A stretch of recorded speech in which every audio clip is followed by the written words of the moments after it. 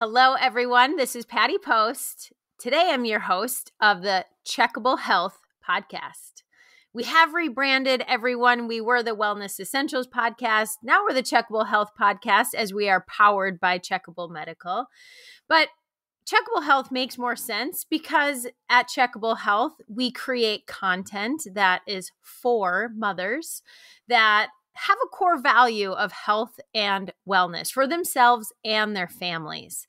So on the Checkable Health podcast today, my guest is Dr. Brahmbhatt, who is a urologist with Orlando Health. Dr. B, thank you so much for joining me. Producer Q, round of applause.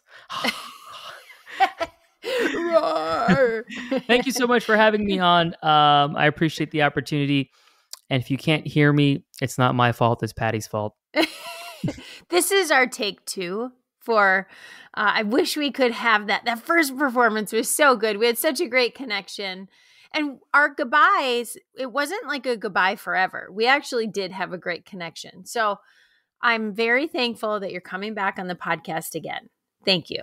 Thank you. And, last time my skin was perfect. I did my hair. This time I have acne on my face. But it's okay. I'm doing it for you, Patty. So, no, seriously, all jokes aside, I appreciate being on. We had a great conversation, and we can have that same conversation again and go on and on and on. So I look forward to it. So I didn't do my hair either. My hair is slicked down, and I have a little bit of acne myself. So we're going to feel comfortable. We're amongst friends here. And that happens in life, right? Like if you're a CEO, if you're a doctor, if you're a teacher, life goes on when you have these blemishes, right? It does. And I actually have been like more on TikTok lately, like actually as a creator, and my content sucks, but I've just been kind of playing around with the software. And then I'm like, holy moly, I had this like epiphany. Like they have so many filters. Like I remember Snapchat filters, Instagram filters, but you go on TikTok, there's video filters, photo filters. Like I could look white, black, my skin could change. My skin could be perfect. I could be toned. I could look skinny. I could I'm like, so this whole time for the past year during COVID, I've been wasting time on TikTok. But if TikTok ever sponsors me, TikTok, I don't think it's a waste of time. I appreciate it. But it makes you realize like nothing is real nowadays. Yeah. Like nothing at all. So this is the real me, whether you can see it or not, and you can definitely hear it. And I think we should embrace ourselves. I think that's what's lacking. And I think that's why we have you checking us and keeping us honest here. So getting you on video.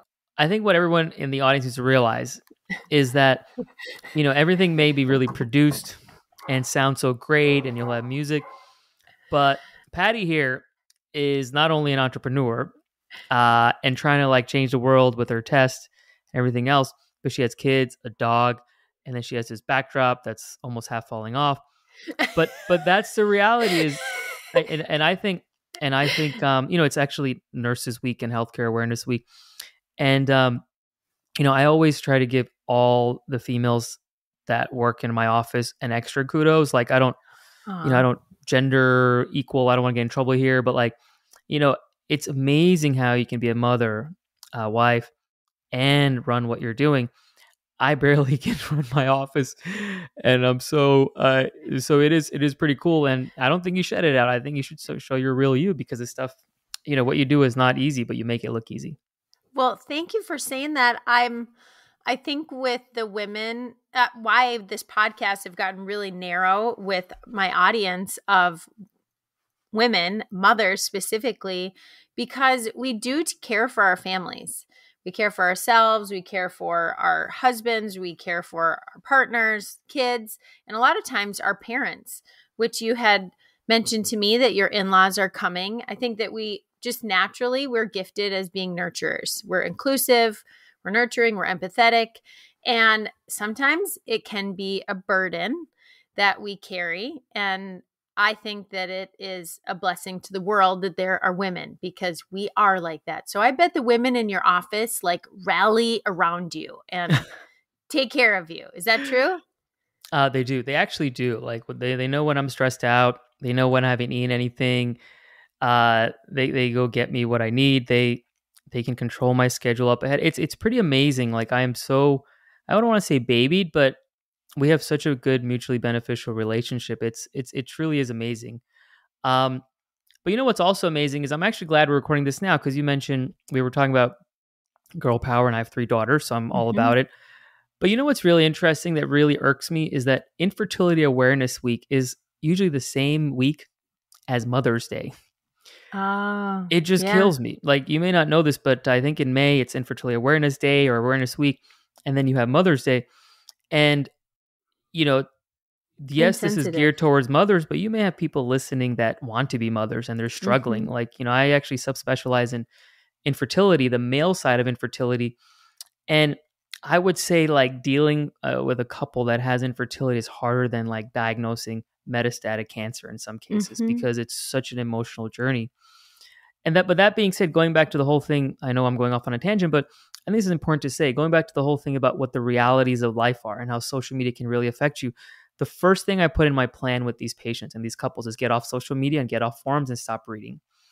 Because that when you go online and hear about, someone throwing a balloon off a helicopter to see if it's a boy or a girl and doing these gender parties and, they're going on vacation before they have a kid, or celebrating birthdays, it can really take a big toll on you as a couple.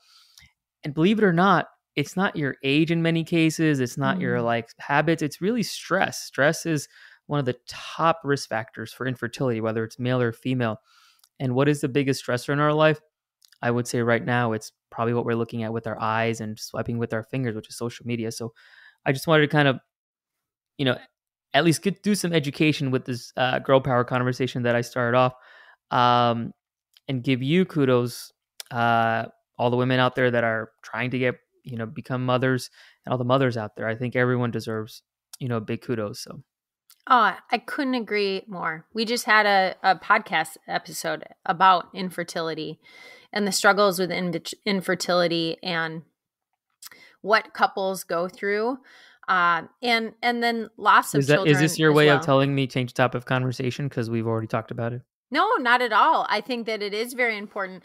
And actually as opening, as I said, that we're sort of narrowing the audience and really checkable health.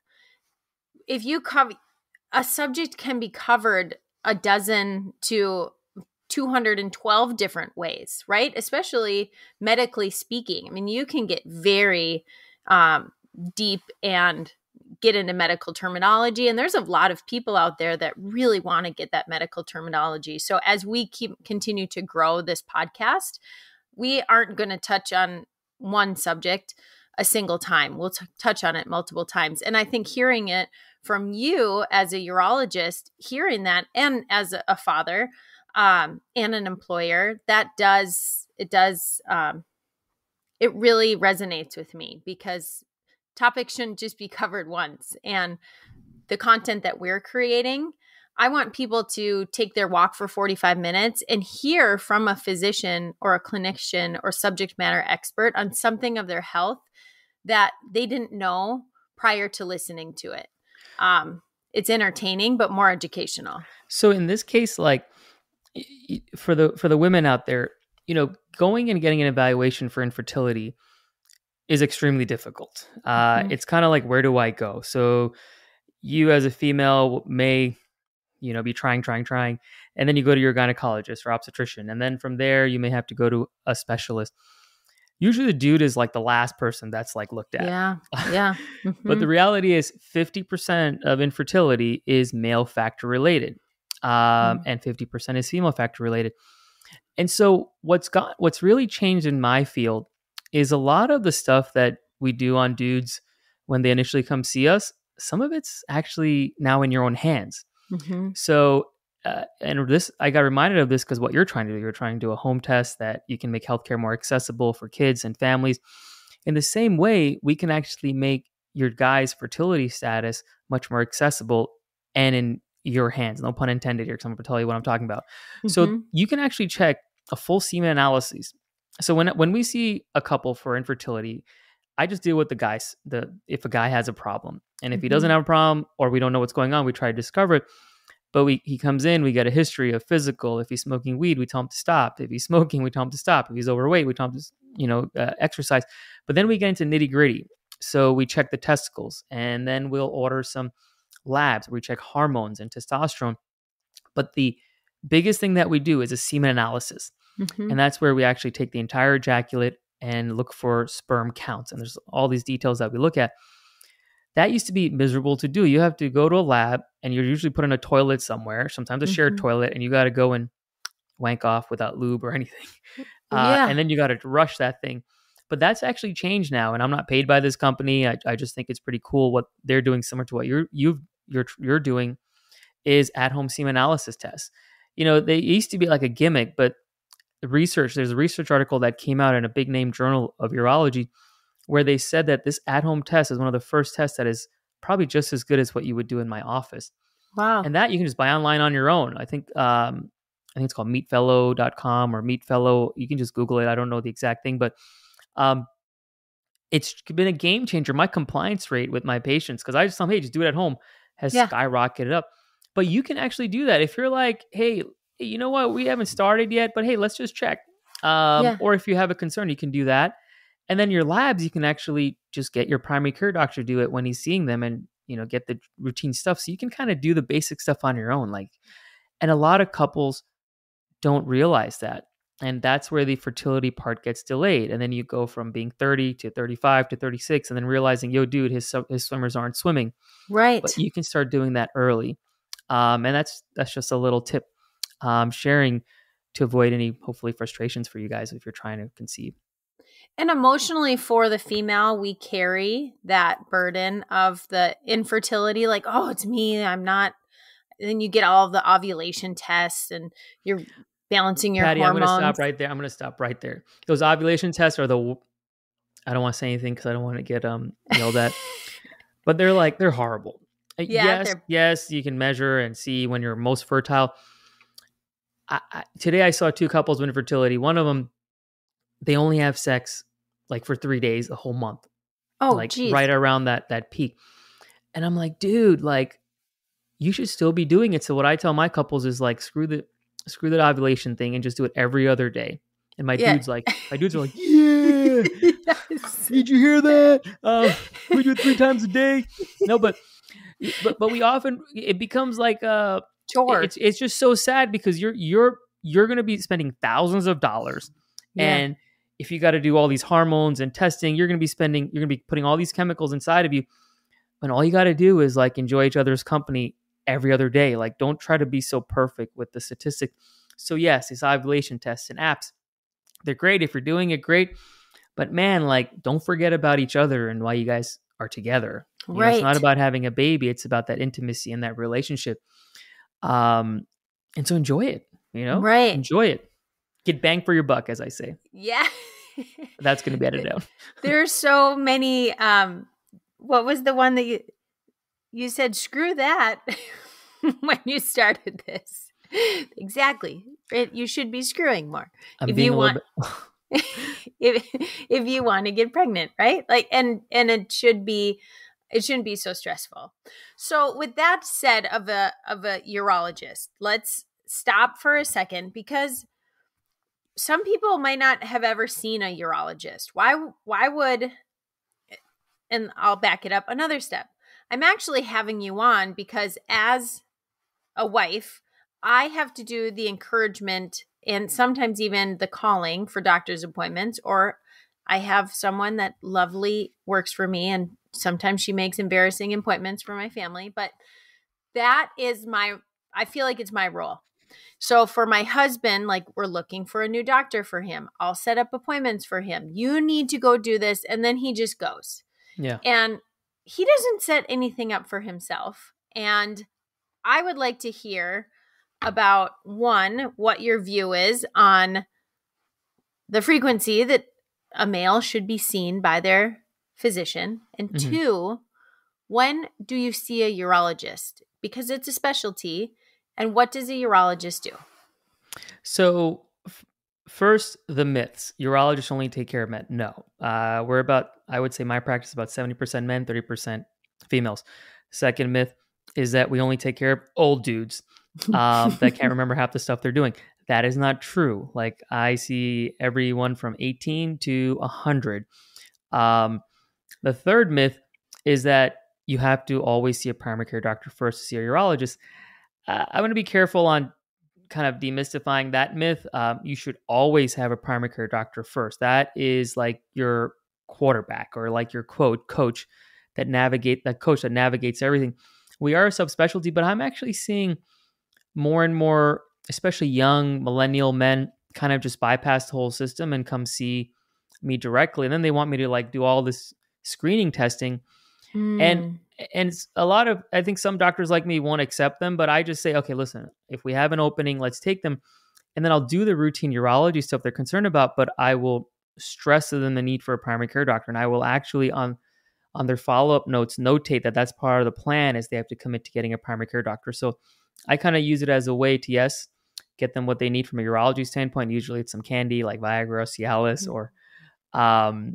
or they're worried about their testosterone. But then I make sure that they get engaged with someone else. So urologists are surgeons of the genitourinary tract. So we deal with all the medical and surgical issues from the kidneys and to the tip of the penis or the tip of the urethra in women. We do all things like kidney cancers, kidney stones, blocked tubes that go down to the bladder cancers. Overactive bladder is something I'm seeing more and more and more, especially in women. And then we deal with sexual dysfunction and testicle stuff and ball pain and other things. So I personally I'm 9 years out of practice. I'm in Orlando. I'm part of the Orlando health system. And if you go to myballcert.com, it actually comes to my website. So are you serious?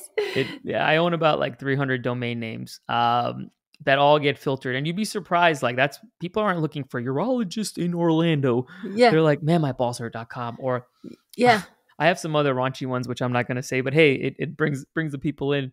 No, but we actually are a subspecialty, and it's a specialty that no one really knows about until you actually need one. I actually needed one myself when I had a kidney stone 1.5 years ago. I couldn't take care of my own stone, but we do a lot, and we're actually very broad. But we are probably the specialty that's trying to get men healthy the quickest. Okay. And that's because we see problems that sometimes are irreversible, like they can no longer have erections, or now they have issues with scarring in their penis, and it's all bent another way.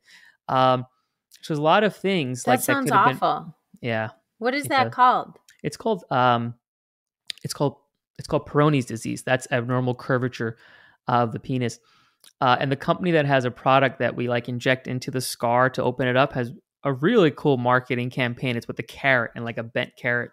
Oh, they didn't have that great marketing, but now I'm like, man, this carrot thing is pretty cool. But hey, it gets the guys in.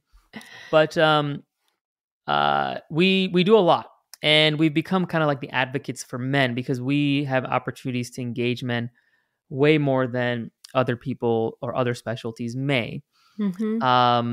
So I personally have made it a life's mission to kind of change some of the statistics that men are dealing with in America. Men live 5 years less than their female counterparts. Men are 50% less likely to go see a doctor when they have an acute condition. Men are full of excuses when it comes to why they don't want to go see a doctor. If you look at the top 10, the top causes of death in America have changed since COVID. But if you look at, I think it's 9 out of 10, or now even maybe 10 out of 10 causes of death in America, men are more likely to die of these than women. And it's because a lot of factors. We just don't engage healthcare like we should. We think we're macho. We're afraid of the prostate exam. Not everyone that comes to my office gets a prostate exam, guys. So our whole thing is to get guys more healthy. And there's many different tactics to do it. But it ain't easy. Yeah. Dudes are not easy to get into. And I know that because I'm a dude myself. And, How do you motivate you though? Like because you can say something and I want a reaction right away. I'm like, well, you should go do this. And then 2 days later, I'll be like, oh, did you make that appointment? Oh, no, I didn't. And then it will be like 2 months and this appointment's still not made. So how do you motivate a male to see a urologist or see a doctor just in general? Well, there's many different ways. Tell him he's not going to have any dessert until he goes and sees the physician. But I think what it comes down to, guys, is listen, men really don't have as many opportunities as women do to engage healthcare. Right. So, birth control is more prominent in women. When it comes to birthing years, women are, have to engage healthcare professionals. Whereas dudes, like, until they're having trouble peeing or their erections go down or they're having chest pain, they really don't see a purpose. But what men need to realize is at about the age of 20, you should start going and seeing a primary care doctor. That's when you kind of get the manual for your health. Once you get that manual, everything's kind of predetermined for you based on science and research. So whether it's a certain set of labs every 5 years, visits every 2 years, or something every single year, it's all kind of catered to you based on, how much you weigh, your past medical history, your parents' history, your family history. So the primary care doctor is pretty good about getting that. What happens is when you go and see your primary care doctor for the first time at 50 or 60, it's very overwhelming because you've had 50 years of life that, they have to kind of dive into. So why not just form a relationship and kind of get how the healthcare systems work early? And then once you got that manual, you just follow it. That's all you got to do. It's kind of like the car. Like, hey, I got to change my oil here. The light goes on here. Then I got to go do this. We through Orlando Health, when we have this campaign called the Drive for Men's Health, where we drive across the country every summer, and use really cool tactics to get guys talking. And we actually did a survey one of those years, and we asked the question is, as men, we found remember their make and model of their first car more than when their last doctor's visit was. So like they know everything about their cars, but very little about their healthcare. So it's just getting them to realize, this is a priority. Yes. How you do that is the $1 billion question, which, hopefully we'll get someone like Elon Musk or Tim Cook to support me in my endeavors and help us kind of, figure all this stuff out much more quicker. So I think from the comfortability, this might be a really bad example, but when my kids were learning their own anatomy, there were friends that would, we don't say vagina, we say hoo-hoo or kitty cat. I'm like, it's a vagina. It's a penis. It's not your dingling. And they would giggle at first. And same with like 5th grade, right? Like we are talking about anatomy. And after you hear it a few times, you're more comfortable with it. And what resonated for me when you said women are more comfortable with a healthcare setting, especially if we've had children, then we've had to go in even just for that first child. Like those first visits are very uncomfortable. Or when you get your first annual gyno exam, uncomfortable, but then you're familiar, you know what it takes. And to me, when I hear like erectile dysfunction, I'm thinking, well, it's embarrassing. And then how would you get over the hurdle of making that call of like, I might have a problem here. And that's where the Romans and the hymns have made it where the barrier to entry is so low.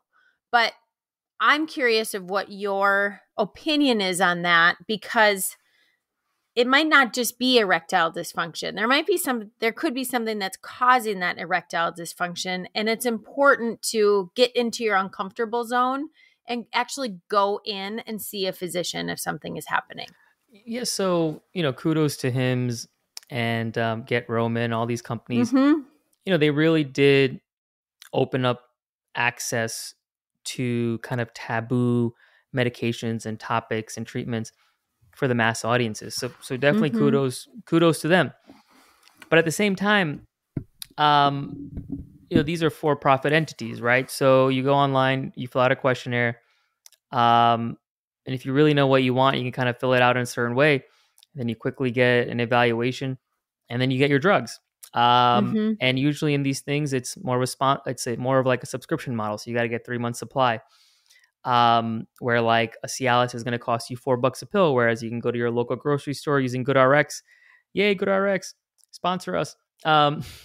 GoodRx is going to be, about a pill. The biggest Yeah. thing is, I think these things are great, but I see so many patients that go see these online things, get what they need, but then you're right, they're only getting half the workup. If you're a guy in your 40s and the only thing or only problem you have is erectile dysfunction, I'm gonna send you to go see a cardiologist to make sure your heart's okay. Wow. Early onset erectile dysfunction is a huge warning sign for cardiac disease and heart attacks in the future. Wow. I Really? send several guys a year to the cardiologist, and you'd be surprised like what they find. And most they don't find anything, but hey, it gives us the peace of mind. Mm-hmm. Um, at the same time, dudes will be started on, let's say testosterone at super high doses, Yeah. and they're in their 20s and now they're having infertility. Like these are all things that are on there when you kind of sign your life away and on all those Yeah. pages. But there's so much more to it. And yes, it's easy to do that. And it's hard to get in with someone like me. Like it may be a several month wait. So yes, it sucks. And I don't know how to fill that gap. But it's possible because we have Mm-hmm. virtual visits and you can go see a virtual primary care doctor within a healthcare organization that has, consultants that can kind of help out.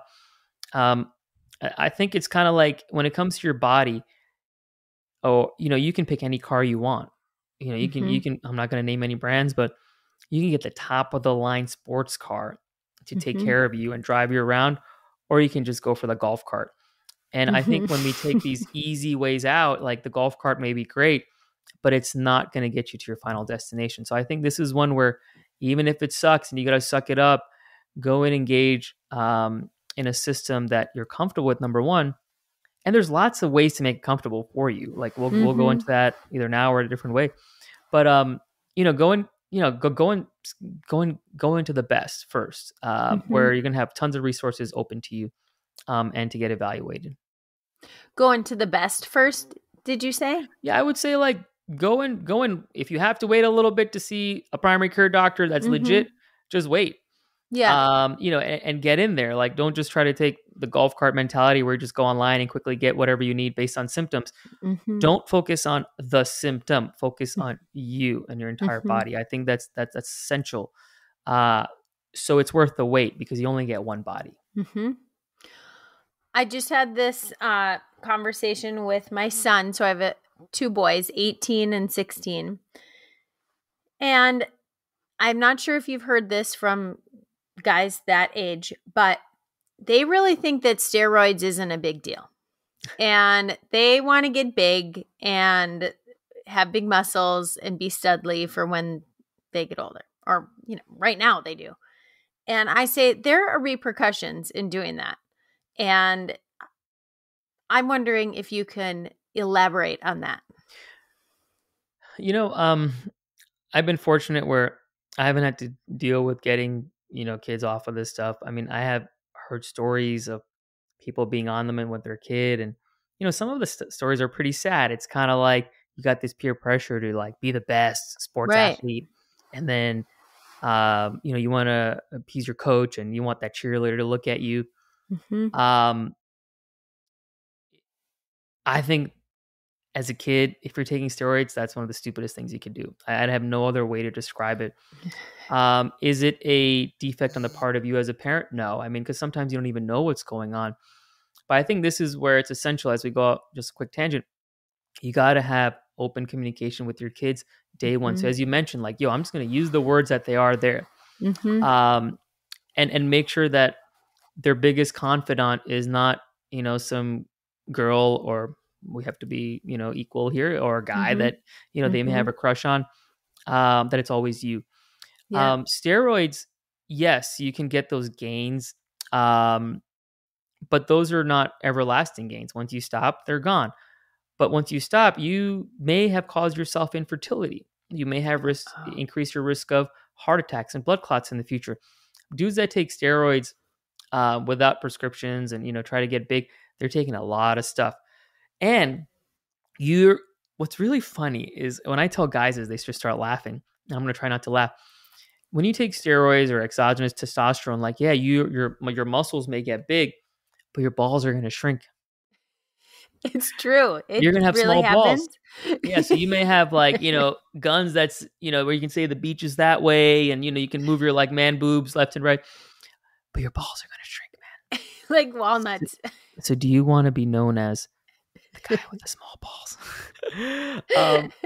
It's true. And that's because when you take all this stuff exogenously, your testicle thinks, whoa, they don't need me. There's no use for me because the testicle is where most of your testosterone is made. That's also where your sperm is made.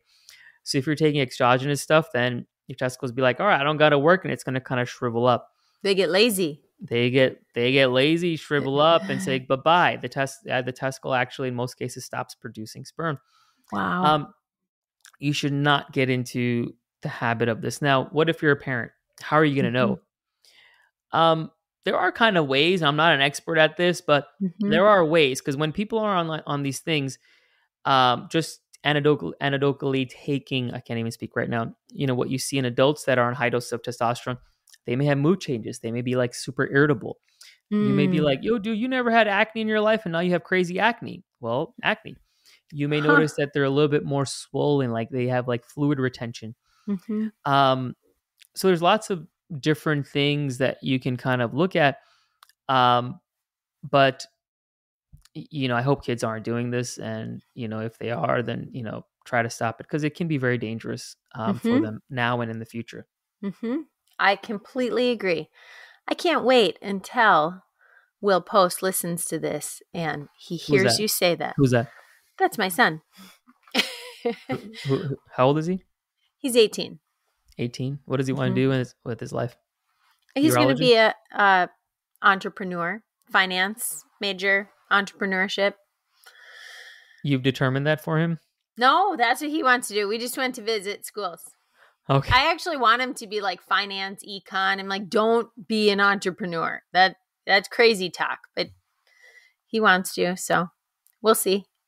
He has to follow in your footsteps. No, I think that's good. I think you're letting him kind of flourish. Like, I know, we have one daughter that wants to be a lawyer, one daughter that wants to be a doctor like me, and then we got one daughter that wants to be an artist.